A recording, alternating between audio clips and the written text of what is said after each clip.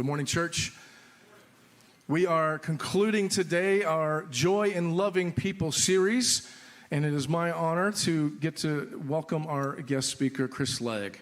Pastor Chris Legg, LPC, and his wife Ginger have been living out the great parable of God's love for his people since 1993 and have been blessed with 5 amazing kids.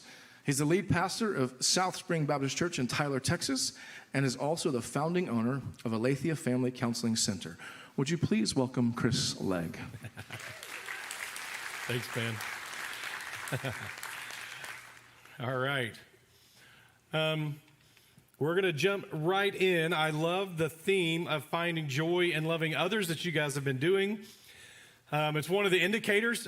It's talking about marriage today and finding joy in our relationships within marriages and beyond that, and the God who created marriage.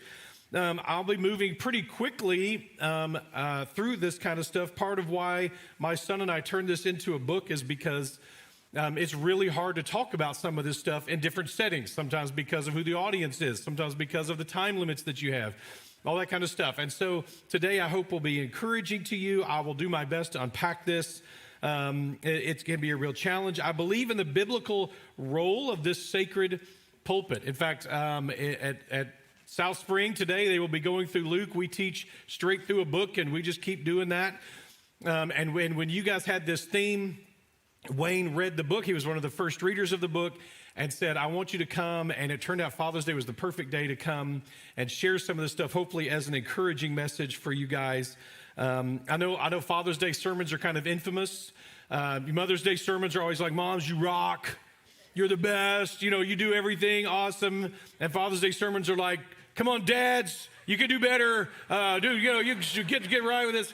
And that's kind of the perspective always the case. I hope that's not the case today. I hope the opposite, that you'll be encouraged by this conversation and hopeful about your marriage or your future marriage, or if God has gifted you with singleness, just encouraged with the understanding of who the God is who would give this thing to us called marriage. So we'll take this seriously, and I will be moving quickly. So with that in mind, especially I think many to most, maybe, I don't know how to feel about that as a therapist. Christian marriages, I think many are failing. Even the ones that are staying together are failing. As we see today, a brand new study that comes out, for example, relating to Father's Day, that in the United States apparently, I don't know if I buy this yet, I want to do some more research, just heard it this morning, is that among the nations of the world, America ranks first in fatherlessness. That seems shocking to me if that's accurate, but wow, even if we're close to first, that's terrifying, and again shows the power of marriage and the power of the significance of marriage, that one of the greatest gifts we can give our children is to love their mom or dad well. And most of us are radically unprepared to do it. We got married with 0 training. Maybe you got premarital counseling, which was probably may have even been worth the time to do, maybe not. Sometimes that's just a train wreck all the way around.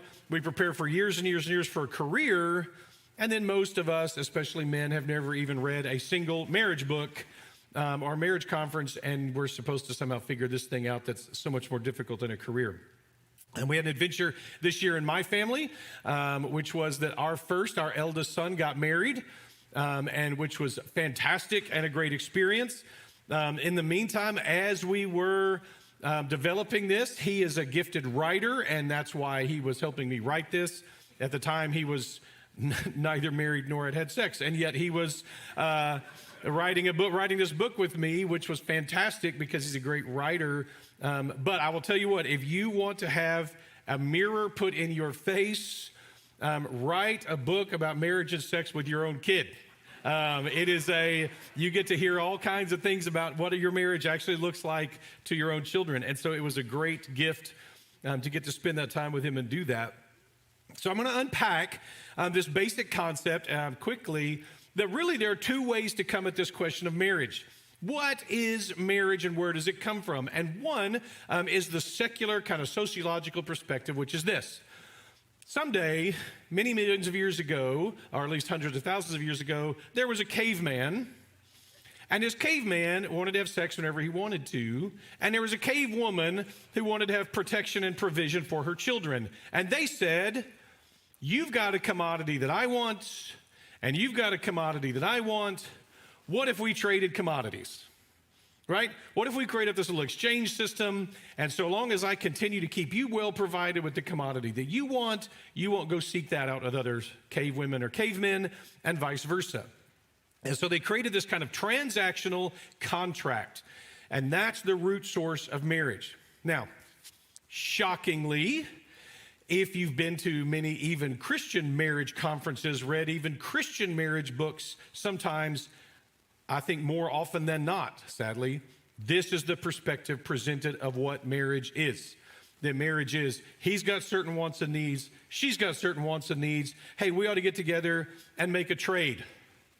Let's negotiate. I will give you as little of my commodity as I can possibly get away with giving you, and you give me as little of your commodity as you can possibly give away with giving me, and we'll both complain about it the whole time, and yet at least we will kind of at the bare minimum get what we want, at least enough so that neither one of us go find that commodity someplace else. Sounds romantic, doesn't it? It's beautiful. And so many in the room right now or listening online or wherever are going, you just described my marriage. You just described my premarital counseling. You just described the last 5 Christian marriage books that I've read. What's wrong? I'm glad you asked. Very often, men begin to feel like a paycheck in their marriages, and women begin to feel like, well, something much worse. Is it believable, but this is the source of the institution of marriage? And if not, why does it get portrayed that way? Is it even the case that, that you say, even in the secular world, does this explain what marriage is? So let me present this to you. A few years ago at the University of Virginia, Dr. James Cone ran into an interesting insight. Dr. Cone, sorry, my voice is still recovering over one of those deals that you get and then you have to deal with it. So I apologize for that you have to listen to it. So Dr. Cone was a researcher on post-traumatic stress disorder and stress and anxiety relief. And so what he would do is he would interview combat veterans and help them figure out how to de-stress and deal with those issues. And he says that one day he was meeting with this codger, old combat veteran codger, comes in by himself, sits in his room, and he says, well, sir, let's here's what we start with. We start with sharing your story. So please share with me your story as a combat veteran. And the grizzled old guy says, no. He's like, okay, well, I guess we could just go ahead and jump ahead to the relaxation techniques and the breathing techniques. And so how about if we start into that? Let's start with the de-stressing part of this whole experience. And the old veteran said, no. Dr. Cone was like, that's kind of all I got. I guess we're done for the day. He said, the old man said, tell you what, I'll come back next week and I'll bring my wife. So next week, the old guy comes back and Dr. Cone sits down and says, okay, now let's talk about your experiences. And the old man said, no. And his wife reached over, put her hand on his hand and said, it's okay, honey, I'm here. And the old man tells his story. And they get done, and he says, okay, so let's go do some of these breathing things. Let's deal with some of the stress things and how we can figure that kind of thing out. Let's work on that. And the old man said, no. And his wife reached over, put her hand on his hand again and said, it's okay, honey, I'll do it with you. And then they did it. And Dr. Cone says all he could think about during this whole experience was, what am I watching? What is this that I just saw happen? I just saw this combat veteran, this tough old guy who's never been afraid of anything in his life, who knows how to, who's tough and rough and able to take care of himself. And when he runs into a moment that he cannot deal with, all it takes is a simple touch from his old wife, and all of a sudden he's okay. What did I just see? So he says it had sent him down a path. He runs a whole series of experiments. They're a little sadistic, but they worked. So what he did is he put people into an MRI machine, which is already terrifying for a lot of us, right?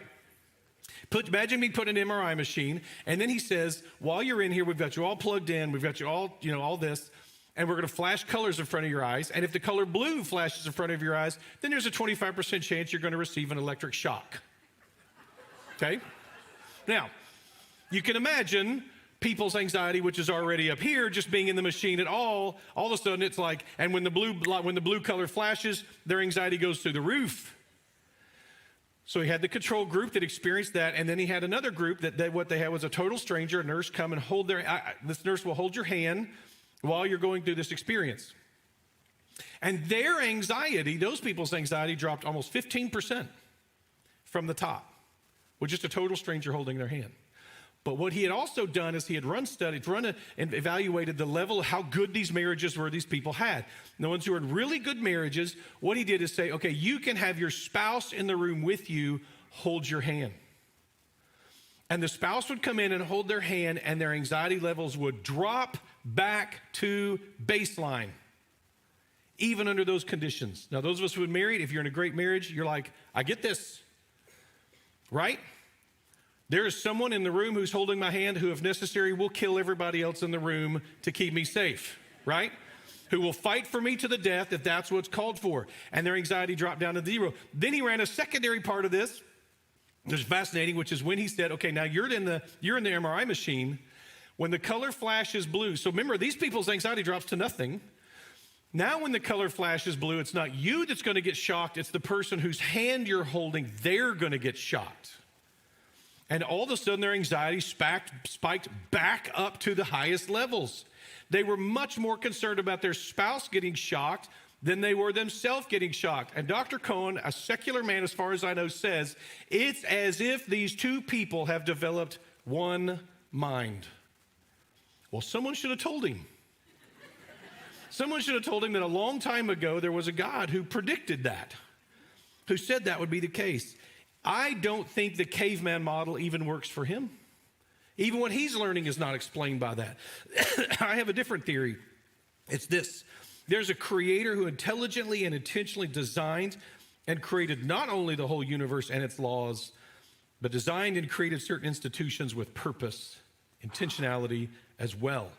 Marriage proceeded from God proclaiming, this is the first thing in creation that God proclaimed it was not good. You see God give himself a grade after each day of creation.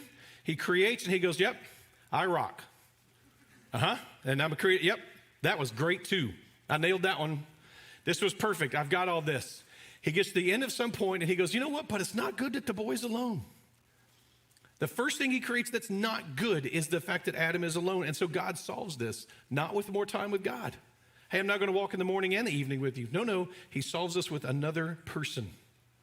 This is a powerful picture for us. It's intentional. We see it all through the Old Testament, and I know I'm jumping from lily pad to here. I apologize for that. It's just the time limits as we fly through this. If you're taking notes and you want to write these down and look at them later, Hosea chapters 1 and 2, Ezekiel chapter 6, 16 and 34, Jeremiah 3 through 5, Lamentations 1, Amos chapter 3, Isaiah chapter 57, and many others. What you see is God sending a prophet to confront his people on the fact that they've gone to other gods, and in that, he calls it adultery. Adultery. It's as if God is comparing his relationship to his people to marriage. I believe God created marriage to be a picture of God's relationship to his people. Too often we think, like with fatherhood, we go like, oh, we have fathers. God must be kind of like that. That's an error, ladies and gentlemen. Church, I believe it is that God is Father, and in an effort to give us a picture of who he is, he created a shadow version of that on earth. We're the shadow version. We're the analogy, not him. We're the analogy of what it is. Marriage is another analogy. It's a living parable of how God feels about his people. I did a wedding yesterday, and as the door opened, I have to always warn the groom, like, hey, when that door opens, you're going to be tempted to fall down. Don't fall down. Just stand there. Don't lock your knees. I'll be right here. If you start to fall, I'll catch you. I wish over the years, after 50 weddings, I had a little microphone on the men, that when that door opens and she walks in, because there is this shaking, rattling gasp that every groom gives at that moment. This intake of breath, but he can't catch his breath when she walks in. And there's going to come a day When the bride is presented, the church is presented to Jesus Christ, and he's going to give that rattling gasp for us. Those moments are beautiful, and it's a great picture. If you don't buy it, you can look at Ephesians chapter 5, 1 Peter chapter 2 and 3, Colossians chapter 3. For the sake of time, I'm not going to read all of it. I'm going to draw your attention to verse 32. Next slide. This mystery is profound. I'm saying it refers to Christ and the church. He spends a whole section talking about marriage, but in the middle of it, this diamond among diamond verses, he says, this is a mystery. He's been talking about marriage for 10 verses, and he says, but I'm not really talking about marriage, am I? I'm really talking about Christ and the church. That's only true. You have to talk about marriage is to talk about Christ and the church. And I believe that's exactly the case. God created, invented, researched, and designed marriage to be a living parable of his love for his people. So what is his vision? It is meant to express the gospel in a unique way. And I have a new favorite way of showing the gospel. I don't remember even for sure if I've shown this even here before. I love this so much, I share it all over the place. So let me show you this video that I think gives a great, beautiful picture of the gospel. Before I tell you what I know about this weaving here, you've got a little bit of history. It sounds quite interesting. First, tell me what you know about it. Well, I don't know an awful lot about it, except that it was given by Kit Carson, I'm sure everybody knows in his history, given to the foster father of my grandmother. And it's not just a chief's blanket. It's the first type of chief's blankets made. These were made in about 1840 to 1860, and it's called a Ute first phase. A Ute? A Ute first phase wearing blanket. Wow. And not only that, the condition of this is unbelievable. It's extremely rare. It is the most important thing that's come into the roadshow that I've seen. Do you have a sense at all of what we're looking at here in terms of value? I haven't a clue. Are you a wealthy man, Ted? No. Well, sir, I'm still a little nervous here, I have to tell you. On a really bad day, this textile would be worth $350,000. On a good day, it's about $500,000. Oh, my God. You had no idea. I had no idea. I was just laying on the back of a chair. Well, sir, you have a national treasure. Wow. Can't believe it. My grandmother, were poor farmers. I'm amazed. I'm flabbergasted. Okay, so did Ted, who I'm going to owe a lot of drinks in heaven, I hope he's there for using his story so many times. Did Ted fold that blanket back up and lay it over the back of the chair when he got back home? I don't think so. He probably had it insured for $500,000 and hidden in a vault somewhere, right? It turns out, I'm pretty sure it was the same guy, for reasons I won't go into, but I think his son, this was in 2006, I think his son about 10 years later sold that Ute Chiefs wearing blanket for $1.8 million. So what I love about that is that it's been laying over the back of the chair all those years. And if I ask, how valuable was it laying over the back of the chair all those years gathering dust? A decent percentage of you in the room would say, oh, it wasn't valuable. And I would question that. I would say, wait a minute. So what you're saying changed on the day of the Antiques Roadshow was the value of the blanket? Because what I would submit to you is that what changed was the ignorance of the owner. See, there's a fascinating parable in Matthew chapter 13. This says, the kingdom of heaven is like a treasure hidden in a field, which a man found and covered up. And then in his joy, he goes to sell all he has to get that field. Now we have 5 parables of lost things in the Bible. We have the lost sheep, and we have the prodigal son, and we have the pearl of great price, and we have the lost coin, and we have the hidden treasure. Now, 2 of those Jesus interprets for us, so we don't have to guess at what the interpretation is, what the correct interpretation is. Nobody thinks Jesus is the one sheep, and we're supposed to risk the 99 sheep to go find him, because Jesus tells us we are the lost sheep. He is the shepherd who risks all to find us and who celebrates when he finds us, right? After all, 1 Corinthians tells us that we have been purchased with a price. If that's the case, and that's the interpretation tool that we need, then we are the pearl of great price. And we are the prodigal son. That one's easy to understand. And we are the lost coin. And we're the treasure hidden in a field. And other people just see a field, something to be used. a transactional image of human interaction. But you have some fool who sells a field because he's unaware there's a treasure. And what I would tell you is, when you think back on your life about the way you're treated by your parents or your grandparents, the way you're treated by your neighbors or your second grade class or your fourth grade girlfriend or whatever it was, you need to hear there was never anything wrong with the treasure. That wasn't the problem. That's still not the problem. And the gospel of Jesus Christ says others see field, but he sees treasure. Treasure worthy of going and selling everything he has with joy in order to purchase that field, in order to get that treasure. The gospel is about a treasure hunter who found you and me and thought we were worth selling everything in order to get. That's the gospel. What an amazing picture. And then what if this opulent, over-the-top, generous God said, you know what else I'm going to do? Here's what else I'm going to do. I'm going to then put somebody else in your life whose job is to agree with me on this. That their main job is to communicate to you day in and day out that they agree that you are treasure. That's their main job, is to live out this parable, the parable of this gospel with me, that would be lived out day after day, who knows you and loves you anyway, right?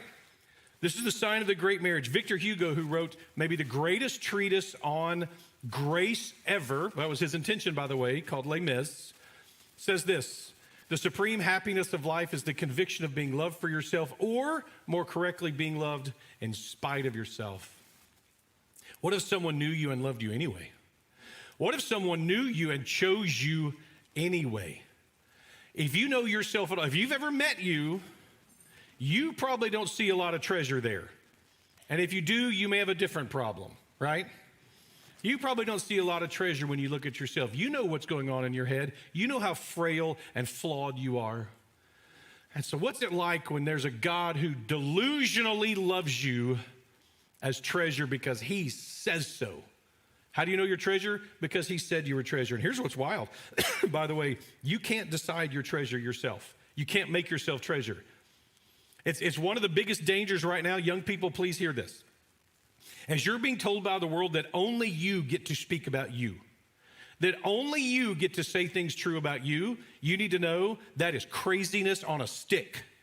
That is insanity at the highest level. It is raw sewage. We need other people to speak identity into us, and we certainly need God to speak identity into us, because he's right and we're not. When we say, I'm not treasure, and he says, but I say you are, well, when you vote, I'm going to tell you who wins, the one who's omniscient, who's never wrong, and who says you're treasure. And what if there was someone in my life, what if he put someone in my life who could tell me that, who could live that out? Now, how do you do that? And by the way, he knows what he's doing too. Look at these marriage satisfaction scores. Now, there's lots and lots and lots of these, but one of the things that strikes me that's fascinating is how often when you do marriage satisfaction scores, the final number is higher than the starting number. That people married 30 years, 40 years, 50 years actually have often higher marriage satisfaction scores, by the way, across the board in every area, than newlywed couples. Does that get taught in the media? Do people talk about that in the media? Never. And yet it turns out hearth fires are better than house fires. House fires are hotter, I'll give you that. Methamphetamine out here is pretty fun, but it'll kill you, right? It'd be great, except that it kills you, right? And so it turns out what you need is something every day that can speak heat and truth and light into your life a little bit every day across time, and it even creates more joules of heat eventually after decades when we think from the other person's perspective. Here's what the Apostle Peter, who was married, Paul's marriage language is always pretty highly theological because he wasn't married, and Peter's is very practical here. The language here in 1 Peter, husbands, live with your wives in an understanding way. That's very Bible-y language. What he says here is, husbands, think. It's actually the Greek. Essentially says, husbands, you got to listen. You got to think. And this is Peter. So you know what Peter's saying. Think before you speak. Right? This is Peter's one life lesson that it takes him his whole life to learn. Hey, I've got one lesson for you. Before you say something, stop and think. This is true in his relationship with Christ. I would suspect, imagine being Peter's wife, by the way. How fun must that have been? If those of you married to ADD husbands, you're like, not always fun, right? So you go, okay, so he says, husbands, think. This, I think, is a great rule for all of us, that we have to learn, if we're going to treasure someone, we've got to learn to see the world through their eyes. We have to learn to care about what's different about the way they say it. We treat them as sacred, special, worthy of special treatment. So I'm going to throw out a couple of examples in the limited time that I have, a couple of examples of this that we know as general tendencies. These are not universal, but they're pretty common enough that I can throw them out there, and at least it could give you a head start. Now, these are typically male-female differences, again, which are almost never universal, although they can come close to it. It's not enough for you to become an expert, a PhD in male-female. You have to become a PhD in the one person you're spending the rest of your life with. That's what you've got to master, because they may be different in regards to some of this stuff. So here you go. One is, typically men communicate critically, and women communicate consultatively. In other words, men typically communicate, that you're going to want to argue with me when I say this, but I'll show you how I'm right. When men typically communicate in a way that says, here's information I think you need, okay? Women tend to communicate in a way that says, here's communication that I think you want, okay? Women typically communicate to increase intimacy, to share life. Men typically communicate to share information. That's why I have no intuition for this. My wife loves to call me when she's not around. I know she's not around. I already know this, but I think she's calling just to remind me I'm not with you, right? The best example is when she calls me on her way home. Hey, I'm about 2 minutes from home. I'm like, okay. I probably would have picked up on that when you drove in like 2 minutes. Thanks for sharing, right? I would never do that I would never instinctively do that. I do, by the way, but I call her on the way home every time. I have no instinct for that. I think it's the most ridiculous thing ever, but it's special to her, so we're going with it, right? This is, by the way, the process is you go, oh, this matters to you. Oh, this is special to you. Well, then I better adjust the way I do things then. So imagine, here's one of the best examples ever. Imagine that Jana Broderick and my wife Ginger, they're driving down the road together, and my wife says, hey, Jana, I think you're following that car in front of us too closely, okay? Jana would probably say some version of, oh, I'm so sorry, Ginger, let me slow down a little bit, okay? Now, guys, listen, here's what just happened. My wife said, Jana, I know you love me, and I'm feeling some weird, probably unnecessary anxiety. And I think it may have to do with how closely you're following that car in front of us. And I know, I'm not saying you're doing it wrong. I'm just saying for some reason it's creating anxiety for me. And I know you would want to know that. And so I'm letting you remember, information you would want. I'm giving you information I know you would want. And Jana's like, you're right, I do care. I do love you. And if something as simple as slowing down a little bit can take away some of your anxiety, that's low-hanging fruit. I'm happy to do that. I'm so sorry the way I'm driving has created this emotion for you. I will slow down, okay? I'm not kidding, guys. That entire conversation just happened. Now, if Wayne and I are driving down the road and I say, Wayne, you're following that car in front of us too closely, what I mean is, your dad should have taught you the 2-second rule. Why don't you know how to drive? Okay? That's what I mean. And Wayne will take it that way. Wayne's gracious. He probably wouldn't. But most guys would go, I can pull over if you want to drive. Right? That's what most guys would say. Which is why, men, I would never say it, right? I would never tell Wayne he's following that car too closely. Why would I want to pick a fight about that, right? How many of you guys early on in your marriage for about the first 2 years, your constant thought was like, why does she want to fight about this? Hey, why'd you turn left rather than right? Why do you want to fight about that, right? She doesn't. She's clumsily trying to create intimacy between the two of you, right? And so that's what's happening there. So now you can see the train wreck when it happens. My wife and I are driving down the road. If I'm driving, which I never do when we're driving together, and she says, hey, I think you're following that car in front of us too closely. And she's saying, I know you love me, and I know you care about me, and I'm feeling this anxiety, and I know you wouldn't want me to feel this anxiety, and so I'm letting you know that this creates a little anxiety for me. And I say, I can pull over if you want to drive. Because what I heard was, I'm your mom and you're an idiot. And the only woman who I really care about her opinion of me very much thinks I'm an idiot and I don't even know how to drive. So I try to shut down that emotion in her, right? Because that's how we as men deal with emotions typically. You're upset. You being upset makes me upset. So I need you just to stop being upset, and then we can both be happy, okay?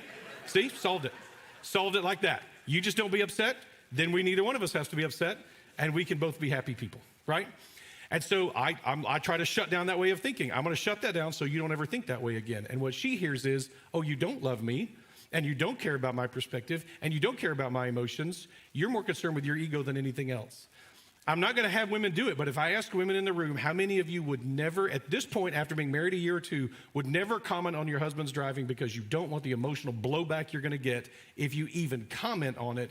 So you sit there, by the way, and what's happening, we know from the research, is that the door called arousal is being locked the whole time she's sitting there going, I can't even say anything about this or I'll get yelled at, okay? This is key. Here's one of the things we know. So imagine, guys, let's continue to play this out. This is where the fall apart can often happen. So he shows up, guys, you show up with a dozen roses and you say, hey, I got you some flowers. And she says, oh my gosh, those are beautiful. Now yellow are my favorite, okay? My experience is about half the men in the room know to go, okay, yellow next time. Because he gets that. This is consultation. He understood that as consultation, not criticism. But about half the men still hear that as criticism. Oh, I got you flowers and you're going to criticize me? Even that? Okay. And so that shuts him down. Now, delicately, I'll say it this way. Imagine in the bedroom and she says some version of the same thing. Hey, I enjoy that experience, just a little slower. Now, at that stage, most men know that's consultation. She's giving me information I want. She's the only one with that information, and I want that information. And we experience that as consultation. Guys, what's wild is over the years of counseling and teaching on this stuff, and I asked women, what's different in those three conversations? Hey, I think you're following that car too closely. I love those flowers, but yellow's my favorite. Could you keep doing that, but do it slower? And women will say, it's the same conversation all three times. All three times, all she's saying is, here's how to love me well. It turns out when men are like, I don't know how to love my wife well, it turns out, if you watch, she's told you every day, all day, 10 times a day, how to love her well. And you've taken it as criticism time after time after time. But here's what's cool. Ladies, if you learn how to communicate, learn how to see through our lens, and you can say to him when you're driving down the road, some version of, hey, I'm not saying you're doing anything wrong, but I'm feeling some weird anxiety, and it may be connected to how you're following that car, and it would really help my day if you slow down a little bit. It really would make you just feel better and feel closer to you if you'd slow down a little bit. Well, if you say it that way, most of us as men would go, oh, sure, I can slow down. That's no big deal. Because you've interpreted for us, this isn't me saying you're an idiot and I'm your mom, right? So these are some things, us learning to do this, learning to see things through the eyes of the other person is extraordinarily valuable. And here's what's crazy. When you take the time and energy to understand their perspective, they will feel treasured. They will see that you care about where they are. Remember, he came to us. Jesus came all the way to us.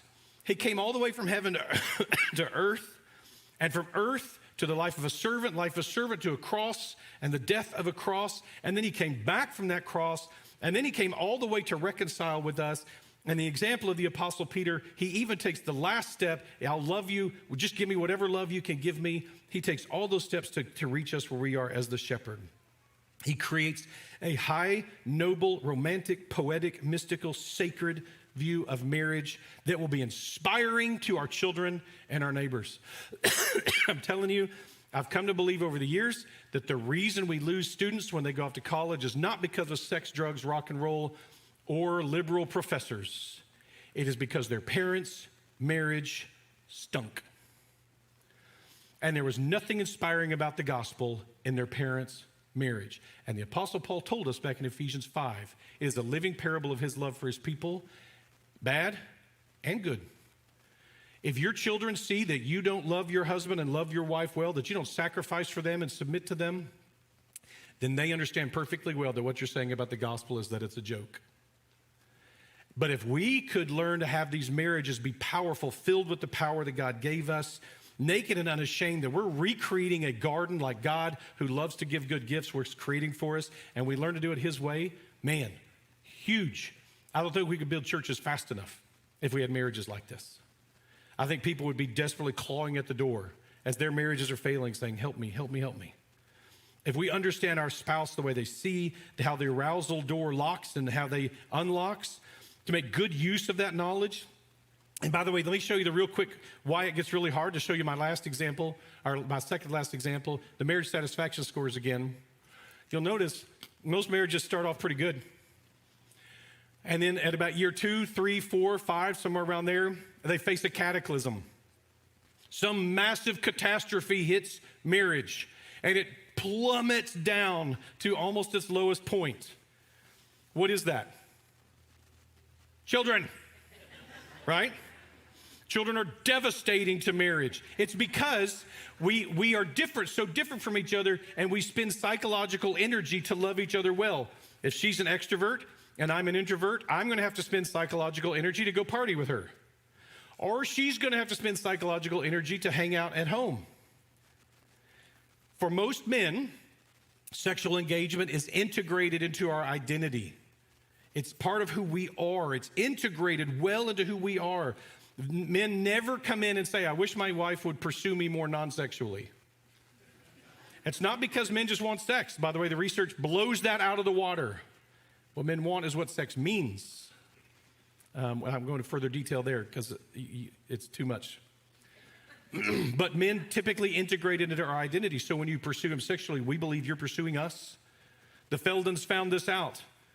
In her book, she says to the women, when you say no to your husband sexually, he feels like you're saying no to him at the core level. That's what it feels like.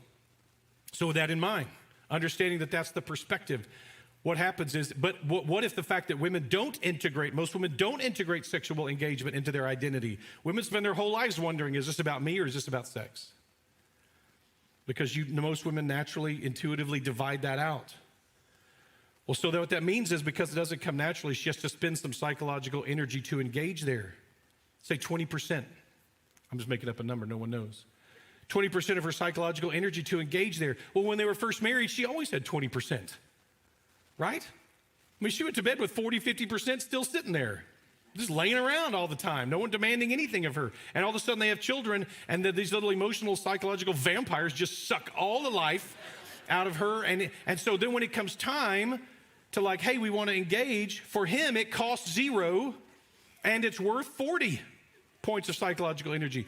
Now listen, here's what's wild. For her, it's also worth 40. It just costs 20. Because it's not integrating her identity. So imagine if I said, hey, I've got $40,000 in cash up here. If you will right now bring me $20,000 in cash, if one of you will bring me $20,000 in cash right now, you can have my $40,000 in cash. How many of you would do it? You have $20,000 in cash on you? No, you don't. I assume no one's actually sitting. If you are, meet me after, out back, where there's no cameras. If you like, no, you know, if you have $20,000 in cash. So when I say it's not that it's not a good deal, it's that you don't have the 20. As to what do marriage books, transactional marriage books say, what do husbands try to explain, we sit down and we go like, no, this is really important. No, this is number one. No, I'll tell you, I'll give you $50,000 for your 20. I'll give you $75,000 for your 20. I'll give you $500,000 for am I solving the problem? No. I'm not seeing it through her lens and understanding that what I've got to do is figure out how to get her 20 points. So that if she wants to invest those 20 points of energy in me, she can. Into our sex life, she can. Doesn't mean she will. I'm not buying anything from her. But understand that if she doesn't have the 20 points, me making a big deal about how important this transaction is, me trying to negotiate the transaction is accomplishing absolutely nothing but driving her soul into the dirt. And we've got to take a different tact on it. We've got to be able to see it from their perspective. We get this. In fact, this is what I think that this is the kind of application that John is saying. We love to take the teachings of Scripture of Jesus for neighbors and all that kind of stuff and spread it out into the world. By the way, the second drop off is teenagers. I won't go into that, but that's the second dive. I'm not kidding. But we often don't take the teachings of Scripture and apply it to our marriage. Just the basic teachings of how to be a good neighbor, how to be a good Samaritan to our spouse would revolutionize our marriages. Look at what John says in his first letter, 1 John 3:18. Little children, let us not love in word or talk, but in deed and truth. Yes, he means that for the whole world, which includes your spouse. That you need to know the truth about who they are. care about them, and then act on that. Knowing, caring, learning. Matthew 6:21, Jesus says, where your treasure is, your heart will be also. There you go. If you're in a boring marriage, it means you're a boring person. It doesn't mean you're married to a boring person. It means you're not investing your treasure where it's supposed to be. I want to give you the pop quiz, and then we'll be done. Last little section. Here's my quick pop quiz. Imagine, if you will, it's one of those days, and you've just been on each other's nerves all day. Everybody has days like that. I mean, you're yelling and screaming and throwing stuff. I mean, you're just not in sync. You just can't seem to get along. Everything you say is wrong, and everything the other person says seems to be wrong, and you just can't make it work, right? At the end of that day, he says, so do you want to mess around? And she turns to him like he's grown a third eye on a stalk out of the middle of his forehead and says, are you crazy? What's wrong with you, right? Now, if we did this training right, you'd be able to answer the pop quiz. Guys, I would say, how does she interpret that moment? Now, we've not been able to cover most of it, but if I were to ask that at the end of the training, and you would hopefully be able to say, oh, she interprets that this way. She says, he doesn't even like me. He doesn't get along with me at all.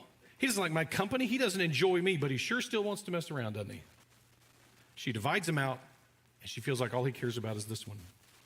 Now, here's what's wild. I want you to imagine, ladies, that at the end of a day like that, your husband sits down, knee to knee, takes your hands, looks you in the eye, and says, I just want you to know something.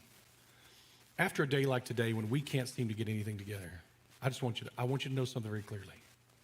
I choose you. And I don't want to be chosen by anybody but you. You're my treasure. And I know we've not been getting along today, but I just want you to hear that unequivocally true. I choose you. What's wild is I will say that in a conference, and half the women's eyes are brimming with tears as I'm saying that. And here's the wild part. That's what he thought he said. That's exactly what he thought he just said.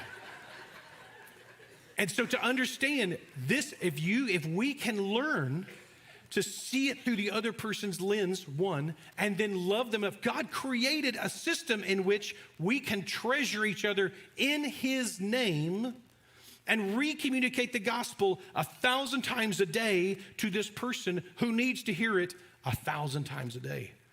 And we have this special sacred calling to do that. How do I communicate to my wife over and over again? Even in conflict, it's still my responsibility to communicate to her. You are treasure. God says so.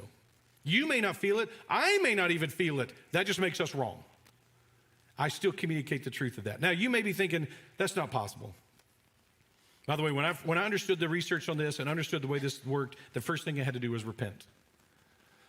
Was to go to her and say, I am so sorry. I thought what I said made sense. And I now understand it didn't to you at all. It didn't make sense. Maybe you think this is too hard. It just isn't you. Maybe, but the truth is, I would agree with you, it isn't any of us. None of us are capable of pulling this off. What Jeremy said earlier about walking in our own flesh. You're not going to pull this off there. To forgive the hurts and rejections and disappointments and even sins of the past in his name. To grow into something that produces the fruit of love and patience and kindness. We're like lamps with a cord, and we've got to plug that cord into the real power source. This was brought to my attention last Sunday. Liam Garvey, the associate pastor at Charlotte Chapel in Edinburgh, was preaching last week on this from Ephesians 1. And again, I just want to draw your attention to the concepts. We can put the verses up there. You can look them up later. But the basic message here in Ephesians chapter 1 that Paul is saying is, of course, this is impossible to you, which is why you have the power of Jesus Christ flowing through you. That you would say, I could never do this type of thing. And you're right, you couldn't, but he can through us. And it will defer to him and defer to the fact that he sees your spouse as treasure, worthy of dying on a cross for. Then you can try to learn to think and talk in a way that tells them the same thing. If you will, pray with me. Father, we pray that you would help us to accomplish miracles in you. Lord, that you would accomplish these miracles in us. The greatest of which, of course, was being reconciled to you, and you accomplished that. Lord, thank you that we get to be the recipients of such a wonderful gift of being reconciled to the God who created us and who we have so deeply offended. Lord, how crazy the second one, probably maybe the second greatest miracle in all of creation, is the idea that human beings could live in loving, sacrificial intimacy with each other. And I pray that through the power of your Spirit, we could accomplish that in the lives of our spouses and find great joy in it. It's going to be hard, and people are going to leave here. Some people are going to leave here excited, and they're going to get cold water dumped on their head in 10 minutes. And Lord, I pray you would help them to push through the power of your Holy Spirit. Whatever it takes, whatever help is needed, however we can get there, Lord, I pray our marriages would be living parables of your love for your people, that our bedrooms would be living parables of your grace and your love and your gospel. And I pray these things in your Son's magnificent name. Amen.